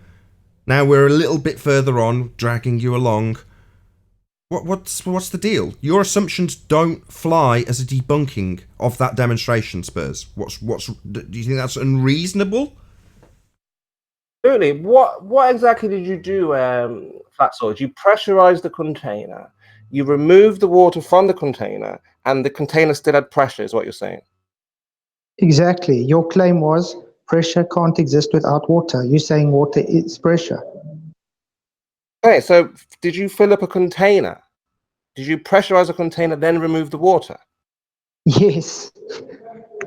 Yeah, similar to the first demonstration you had a month ago from Paul, when he talked about the same principle being applied to air conditioning systems. Wally rumpuses the crap out of me, just like Dawn. Yet this is the conclusion of your stupid ideas being demolished, Spurs. Please don't talk through the whole lot. I know it's hard, I get it, but that doesn't mean that you're right, or that we need to be rumpused while we're demolishing it. A month ago, Paul got a little bit annoyed with you because he gave the exact same example with an air conditioning unit, and you ignored that too. Right. There's plenty. But we're talking about a pressurized container. I think people are confused about what's being asked. No, you are. Now, you are confused. You are making the assumptions. Don't project your ignorance and assumptions onto those who know what they're talking about. In this case, Flatzoid. No, he's not confused. You are. Yeah, I'm confused. I think we're all confused. No, we're not. What we're looking for. Let's get it clear. Paul didn't only just talk about it. We're not about confused. The AC. He actually gave an example with somebody taking the water out of a pressurized tube. And the first thing Spurs asked was, is there a gradient in there? We're completely disregarding the fact that all the water was just removed. Let's have a look. Can you screen share so we can see what we're looking at? No, so you haven't watched it. What an outrage! Watch it again. It's a red tanker thing, or it's not a container as I thought. It's got two dials on there. But I would like to see how you pressurized it in the first place and then removed. I mean, again, was this a container? The name alone gives it away. Air dryer. Why? So you can just assume that he's wrong. So the audience can see. No, you. Why are you projecting onto us and now the audience? Don't project your nonsense onto my audience. They don't want your nonsense projected on to them. You are making these assumptions, not the audience, Spurs. We're demolishing them, you're hand-waving them and saying, no, give me a better example. What, so you can assume it's wrong again? You've not cited anything to back your claims. You've declared that they're assumptions, though. So why would we want to further demolish your assumptions? We've done it. End. We've done it. This is the conclusion. Okay, well, again, the beliefs are high. He didn't address what I asked. I said I couldn't. Who cares what you ask? He's demonstrated it. You've made a load of assumptions to debunk it, and then I've dragged you around to get to the point where you admit that you're just making a load of assumptions. You've not got anything to back your fundy claims. You've not got anything to back your assertions. No citations, no demonstrations, nothing but your assumptions, and you think we should do more for you. No! Just accept it. We're all asserting that there's pressure. Yeah? No, you are denying it. But you're asserting there is. You are denying it. Yeah, there's plenty of examples that can remove water. They've been demonstrated. You just hand wave them. There's plenty of examples that prove there's gas pressure. You just hand wave them and then make a few assumptions to debunk it. This is nonsense. I'm tired of it. How does the gauge show there's pressure if there's no pressure anyway? I mean, you obviously don't understand how a pressure gauge works then. It doesn't understand how gas works. If you could screen share and show the audience and myself exactly how these things work, as being the expert that you are, we can see exactly what the pressure is, how it was removed, and what water was left. Yeah, I would like to see that too. To be honest, you can go onto my channel. Like to see what's going on here, right? Trying to plug his channel. Go ahead, Flatzoid. Plug away. You guys can go on my channel, watch the video. It's about 1.5 minutes and it debunks him from straight to finish. So go ahead. And the channel is FLATZOID, Flatzoid. I don't think Flatzoid was copyright strike you, Nathan. Were you Flatzoid? It's his video? It's my video. Why will I copyright anyone? He wants to see it now. Don't strike Nathan if you play it. He wants to see it so he can offer up his assumptions to debunk it. That's what he wants. He wants to play it for the audience so he can verbally offer up his assumptions that debunk it. Having no sources, having no understanding of how gas works, he thinks we need to now justify our position that we have gas pressure to him so he can debunk it with assumptions. That's what he wants. For the truth, Nathan. It's very important that when people make wild, outstanding claims like pressure, like curve, like spin, like space, like you, like you. We have a demonstration to show. Can Owen bring it on? Otherwise, people You said take right? the People will just water make out. anything. They'll say, You the sky said- is this. They'll say container. And people are like, what's the container like? A container? I'm losing all respect for you. Losing all respect. What, just for you. now? No, because this is to the point where I'm he said if demonstrating you your video. Yeah, go ahead. Go ahead, play it. If you want, you can mute it because there's no sound. It's just compressor No, sound. I like this sound. This is the sound of gas pressure. Okay. You see there? Oh, where's the... If you can see that pipe, it's directly into the air dryer. You see? There's air pressure. The air dryer is off at the moment. Correct? Going to the back. That's the outlet pipe where the water gets separated from the air pressure. You can Well, see what's there's that already... stain? Hang on, Flatcher. What's There's that already stain on the ground? What That's causes that water. stain on the ground? That's water that's coming out. And you see there, I put the compressor off to show there's still air pressure in that I'm not bringing in afterwards. And now I'm going to put it on.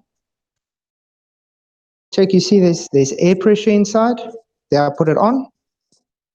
What's happening? It's pushing the water out. Okay, now we're going to wait longer because now all the water is actually out. Now going back in front, still on, still showing air pressure.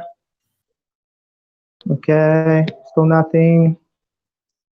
Going there, and it's pushing again. And what do you know? It's just air coming out, no water. So what now, Spurs? Come on, Spurs, be fair. And with that, I'm going to say a huge, massive, enormous thank you to all of you who tuned in on the Nathan Oakley 1980 live stream, for smashing the super chat, liking, commenting, sharing, subscribing, and all that good stuff. Be sure to check out nathanoakley.com and the Flat Earth Debate Forum to keep up to date with the community debate. I've been Nathan Oakley, and I'll see you all in the next video. Oh, what a day! What a lovely day!